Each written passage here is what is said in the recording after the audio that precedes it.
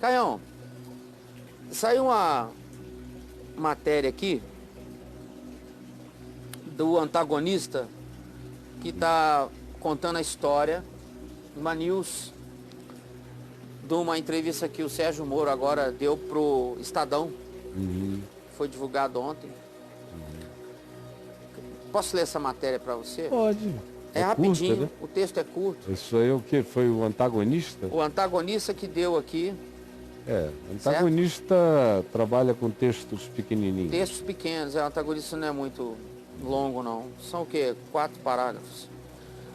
Aí é o seguinte, o título da matéria é o seguinte: Moro desafia, aspas. Se quiserem publicar tudo, publiquem. O site do Estadão levou ao ar, no fim da noite de quinta-feira, ontem, uma longa entrevista com Sérgio Moro sobre o vazamento de suas mensagens privadas. O ministro da Justiça afirmou que a Fausto Marcelo e Ricardo Brant, que são os jornalistas, que não vai se afastar do cargo, e disse que o país está diante de, aspas, um crime em andamento, fecha. Promovido, segundo sua avaliação, por uma organização criminosa profissional. O ex-juiz da Lava Jato também disse ver viés político-partidário na divulgação das mensagens trocadas entre ele e Deltan Dallagnol e apontou interesses de réus e investigados na operação. Aspas, fala do Moro. Por que não apresenta desde logo tudo? Se tem irregularidades mesmo, tão graves, apresenta tudo para uma autoridade independente que vai verificar a integridade do material. Aí sim, se a ideia é contribuir para fazer justiça, então vamos agir dessa forma. E não com esses mecanismos espúrios, fecha, disse Moro sobre a divulgação das mensagens pelo site The Intercept. O ministro disse ainda, fechando aqui a nota do antagonista, o ministro disse ainda não temer novas publicações. Aí ele fala de novo. Sempre pautei o meu trabalho pela legalidade.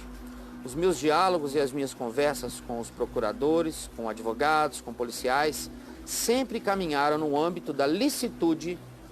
Não tem nada ali fora sensacionalismo barato. Isso é o que o antagonista entende como que fosse o principal mote da entrevista, ok? O que você acha dessa matéria, Caio? Eu não li a matéria. Dessa eu só ouvi o que você leu aí. Eu concordo. Em gênero, número e grau. Porque você vê uma administração bombástica por parte da Intercept. Vai fazendo a gestãozinha. Vai soltando pílulas. Vai soltando e soltando. Fica nessa onda. Uma gestão com interesses políticos óbvios da Intercept. Interesses infinitamente mais escusos do que aquilo que ela denuncia. Que o material que está sendo... Do que ela denuncia. Então, se no que ela denuncia houve algumas fraquejadas ou algumas inconveniências éticas, ou seja, houve algum procedimento aético no nível do que se esperaria de mais elevado, no entanto, a gestão que a Intercept está fazendo das informações que obteve são de um nível infinitamente mais comprometido com qualquer que seja o viés ideológico. E vem como uma construção gradativa de uma tentativa de ir minando, roendo e corroendo, erodindo todo dia, um pouco mais o Sérgio Moro, a Lava Jato. Então é perceptível, sem falar que ontem, por exemplo, foi um dia de expansão da investigação. Já sabem como é que isso começou. Foi no celular do Janot. Sim, eles primeiro clonaram o Janot, de lá eles foram entrando em grupos de procuradores. Pelo Janot achou todo mundo. Foi achando, devia estar tudo no celular do Janot. E a outra coisa que já sabem que é uma pessoa de fora do país sendo orientada no mínimo por uma pessoa aqui do país. E aí tem que descobrir quem é essa pessoa e quem é que a mandou. Porque o mandante está muito mais distante ainda, o financiador, o orientador supremo do processo. Enfim, a coisa toda é muito feia, especialmente agora o lado da gestão da informação feita pelo Intercept está muito feia. Está começando a ficar assim, com um odor esquisito. Tá com cara de mulher de Neymar? Tá com cara... A mulher do Neymar forçou, provocou e inventou de cabo a rabo.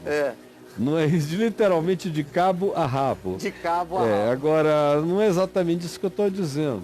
Eu acho que pode ter havido, que as mensagens podem ser genuínas. E como eu disse da primeira vez, eu lamento. Lamento por uma razão. Porque, segundo pessoas do meu convívio que trabalham na área do direito, é cada vez mais comum promotores, procuradores e oficiais que trabalham na área da perquisição e da acusação no direito entrarem em contato com o juiz, quando o juiz é uma pessoa que tem um nível mínimo de acessibilidade, eles conversam. Não é para pedir para o juiz amolecer, nem fazer isso, nem aquilo. E o juiz também, quando tem amigos procuradores, dá um toque. Do tipo, acho que esse material que você está me trazendo, se o objetivo da promotoria é alcançar um resultado dessa natureza, o material que você está me trazendo, do meu ponto de vista, ainda é frágil. Se você quer criar um material consubstanciado, traga mais. É o que eu estou ouvindo para todo lado, de todo mundo. Certo. Então, no diálogo entre eles, no cotidiano de uma procuradoria e em contato com o juiz, num nível honesto, isso acontece também. Até onde eles foram, acontece. O problema é que é a Lava Jato. O problema é que é o Moro. O problema é que é o Deltan. Ou seja, eles levantaram o padrão. Eles estão sendo agora vítimas do nível de elevação do padrão judicial que eles estabeleceram.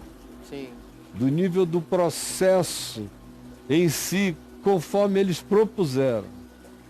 Então, eles estão sendo vitimados e o que se está fazendo agora é usar o referencial que eles ergueram para vir agora contra eles próprios. Se eles não tivessem levantado o padrão, e tinham que levantar, porque o padrão da Lava Jato incontestavelmente é algo completamente ímpar no procedimento judicial brasileiro em muitos anos. Nunca tivemos isso. Os donos das principais empreiteiras do país na cadeia, Você políticos para todo lado, isso nunca houve. De fato, o Lula ficou com inveja, ele é que dizia, nunca antes na história desse país. Mas quem podia dizer isso era o pessoal da Lava Jato mesmo. Nunca antes na história deste país houve coisa assim. Eu digo por eles, nunca houve coisa assim. E eu creio que a Operação Lava Jato é algo necessário, útil, deve ser permanente, deve ser um espírito generalizado dentro desses que são os promotores de justiça, que promovem a justiça entre as relações humanas e institucionais e tudo mais. Agora, é inegável que eles atingiram o inatingível até então. Poucos países do mundo conseguiram chegar onde eles chegaram, fazendo essa limpeza por dentro. Agora, justamente isso levantou o padrão. Foi esse erguer de padrão que está dando munição agora para que aquilo que em qualquer outro processo envolvendo qualquer outra pessoa não seria nada. Mas porque envolve o Lula, e o Lula era, como a gente brincou outro dia aqui, o preso predileto. É, o preso... O réu predileto. É o primeiro. O réu primeiro e não primário. É o primeiro. Então, como se trata do Lula, Então ficou esse frenesi todo, sobre o qual você viu que o advogado dele, todo mundo, está tentando surfar para agilizar o habeas corpus. Pelo menos desse caso agora ainda. Tem que lembrar que ainda tem mais 5 ou 6 em processos que não foram julgados. Então, isso livraria o Lula neste caso, se vier a fazê-lo. Entendi. Mas não necessariamente nos próximos. Mas o que se queria era isso, era criar uma relativização mesmo. E eles encontraram o ponto do qual eles podem começar a saltar para relativização da Lava Jato. Eu espero que não consigam, porque a Lava Jato não mudou o Brasil, nem vai mudar o Brasil, mas foi um passo gigantesco na direção de um referencial, no mínimo de cuidado, de cautela, de respeito, de atenção. Foi de impecável. Atenção geral. Eles elevaram o nível como nunca antes e eu espero que seja daqui para lá. Claro, sem nenhuma ação persecutória, sem nenhuma predileção por réus, nada disso. Mas que no saldo, o que se vê, o que se teve de positivo foi infinitamente superior a qualquer que tenha sido o deslize ou a negatividade, não resta a menor dúvida. E a gente não pode brincar de repente transformar um mosquito em algo que tem um peso equivalente ao camelo que a Lava Jato trouxe à luz. Sim. Então, da minha parte, eu tenho as observações que eu já fiz, mas o estímulo total para que continuem. Continuem mesmo. Até porque as pessoas que estão lá são pessoas do bem. Era isso que eu ia te perguntar agora, Caio. O que você acha do Deltan? O que você acha da Lava Jato, você já está dizendo? E o que você acha do Moro? Da Lava Jato eu creio que já disse o que eu penso. Isso, você já está dizendo aí. Do Moro, eu acho o Moro um homem simples, que vem de uma origem simples, de uma vida simples, que com muito esforço chegou profissionalmente e academicamente aonde ele chegou, e acho que ele é um cara obstinado nos compromissos básicos dele com a legalidade, eu penso. Porque o que eles fizeram não cai no plano da ilegalidade. Só pode ser avaliado do ponto de vista de um filtro ético mais depurado. Mas acusar de ilegalidade, não, ninguém, não. Eu vi ontem o ministro Marco Aurélio de Mello sendo, assim, desculpa a expressão, ministro Marco Aurélio, eu achei que o senhor foi invejoso ontem. Eu fiquei triste mesmo. É verdade. Quando eu ouvi dizer, eu estou dizendo desde o início que esse Moro não tem vocação para ser juiz. Olha isso. Falei, cara, meu irmão, não diga isso não faça isso, seja um homem idoso. Tome cuidado, meu pai, se fosse amigo dele, diria, meu querido Marco Aurélio, cuidado para você não chamar juízo sobre a sua cabeça no fim da vida. Então não é isso que eu penso não. Eu só acho que ele trocou o direito de primogenitura dele na história brasileira, na Lava Jato, por um pequeno cargo de ministro da Justiça, incomparavelmente inferior ao que ele tinha alcançado como um juiz de carreira. E quais as motivações? Eu questiono as motivações, acho que é fácil surtar, acho que a glória é um negócio desgraçado, você vê o país inteiro te aclamando e o mundo inteiro te saudando como um Dom Quixote da ética nacional. Esse é um poder surtante na cabeça de alguém. Não é brincadeira. Se o cara não tiver as raízes plantadas muito profundamente, ele surta. E a informação que eu tinha tido antes, bem antes da eleição e logo depois da eleição, é que a esposa dele estava totalmente bolsonarizada. Isso tem uma influência enorme na hora de uma decisão. Para mim, a decisão, eu estou dizendo desde o início, foi equivocada. Tá falando do Ministério. Do Ministério. Ele devia ter ficado lá, no plano da sua vocação original, que ele garantiu que era onde ele ficaria. Eu me lembro de uma entrevista dele aqui na Globo News, acho que para o Mário Sérgio Conte, onde ele falou, não há o menor risco de eu deixar a minha carreira como juiz, como magistrado, para entrar na política. Não entrou pela via eleitoral, mas entrou pela via da anuência a um projeto político, o que tirou dele, nesse sentido, daqui para frente, totalmente a isenção como juiz. Ficou muito misturado na cabeça de um bocado de gente. Mas ele é um cara legal, é um homem ímpar, singular. Teve a coragem de fazer o que todos os seus detratores, mesmo estando do lado oposto ao do PT, não tiveram coragem, não tiveram peito, não tiveram habilidade para levar até o fim. O fato é o seguinte, a Lava Jato é fruto de uma conjunção única, de uma força-tarefa muito especial e especializada, com um juiz que tinha peito, coragem e simplicidade para julgar. E que ficou a coisa toda agora um tanto prejudicada, porque o padrão era muito elevado, só por isso.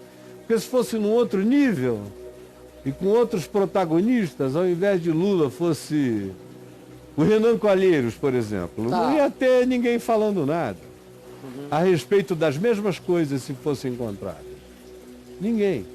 Então tem uma exacerbação volumosa por causa dos atores e de quem são os implicados. É que ele mexeu no Olimpo, né? É.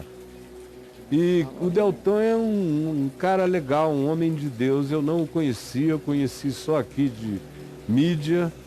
Ele é de uma geração muito mais nova do que eu. Quando eu estava correndo para lá e para cá, ele devia ser menino ainda, ou adolescente.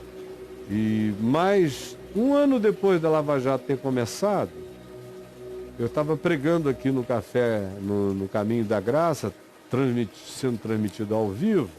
Quando terminou a reunião, e foi num dia que eu falei que eu tinha 10 coisas positivas, foi no final do ano, no Réveillon, 10 coisas positivas a falar sobre aquele ano. E eu acho que era 2015, 2016, foi por aí, ou 2016 para 2017. Eu tinha 10 coisas positivas e 10 negativas. Dentre as positivas, eu mencionei a Lava Jato, já naquele tempo dizendo, não que não haja algum equívoco ali ou acolá, mas, no geral, ela é fenomenalmente nova para os padrões brasileiros. E eu reputo como algo novo no horizonte, que eu acolho com gratidão. No país da anarquia e da corrupção. Da bagunça. Então, sim, muito bem-vindo. Quando eu terminei de falar, tinha uma mensagem no meu celular do Deltan, dizendo, Pastor Caio, você é meu convidado para vir a Curitiba, conhecer a Lava Jato, o pessoal, isso, aquilo, tal, será uma honra. E aí a gente marcou, eu fui lá e passamos um bom pedaço de um dia juntos, conversando, foi agradável, muitas horas boas, onde eu encontrei um irmão querido, e que me apresentou todo mundo lá dentro, me mostrou como funcionava, me levou para almoçar, para tomar um cálice de vinho, numa conversa gostosa, boa, que cobriu muitos assuntos, inclusive a Lava Jato. E eu voltei para casa muito bem impressionado, eu encontrei um irmão. E se a avidez dele por uma coisa ou por outra extrapolou em algum momento, eu, por exemplo, disse isso a ele, quase no fim da nossa reunião, do nosso encontro lá, depois do almoço, já andando pelas ruas de Curitiba na direção da Procuradoria, eu cheguei bem na frente do prédio, já ia pegar o meu Uber para ir para o aeroporto. Eu falei para ele, ele me perguntou o que você me diria em relação a tudo.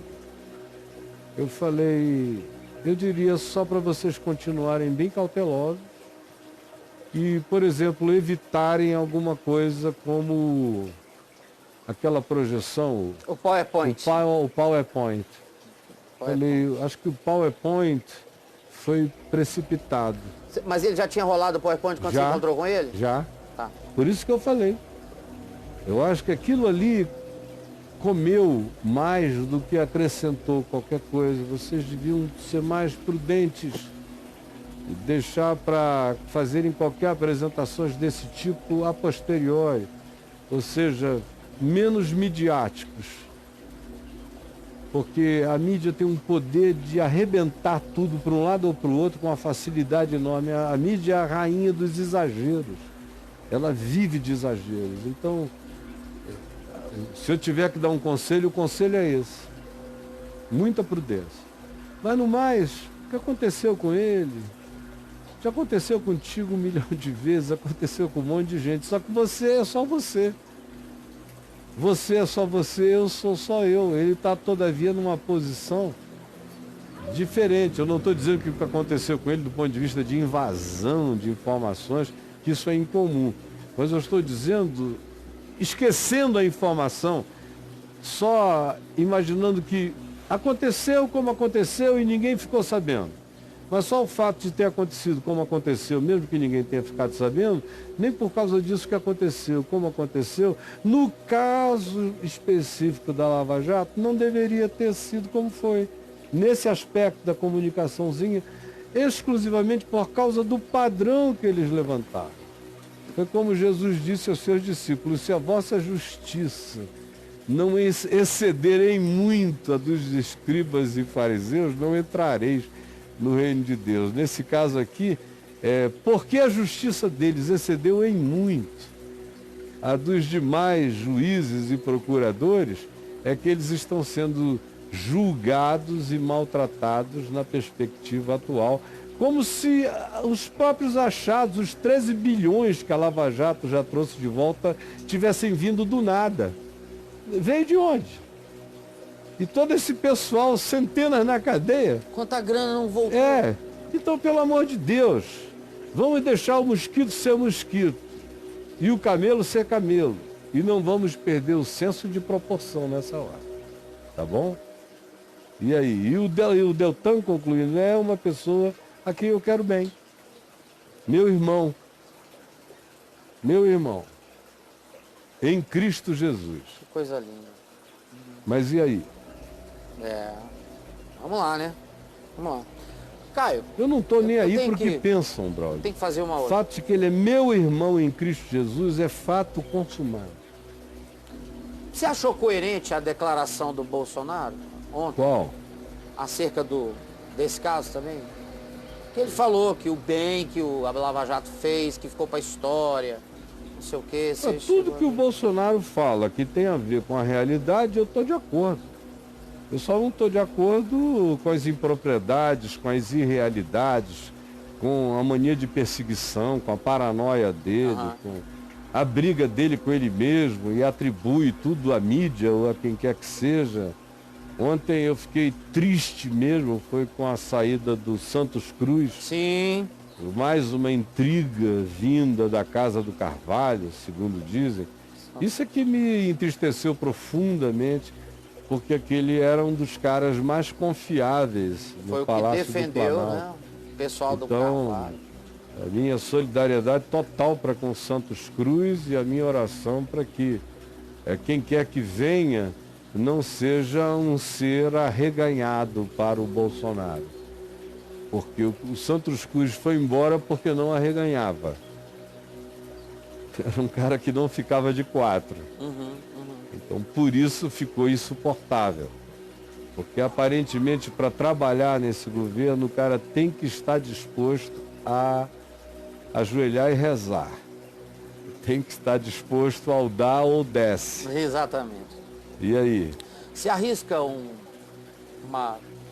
possível desfecho para esse caso do Moro? Não, do ponto de vista jurídico, não vai dar em nada. O que eu creio que pode acontecer é o reverso. é descobrirem de fato quem são esses caras e terem mais um delator que diga quem mandou. E aí, ó, em segundos a coisa toda vira. Então vai acabar em queimar. Especialmente se descobrirem que quem mandou tá ligado àquele que é o principal réu, ao réu predileto. Se tiver vínculo com o réu predileto, aí então a vaca vai pro brejo 2 vezes mais. Vai tudo depender. Vai depender. Então, numa linguagem bem brauliana, o pessoal de lá é que vai tomar no Fux. Que vai tomar no Fux. In Fux we trust. Fux we trust. É Freaks e Trust. É. E aí?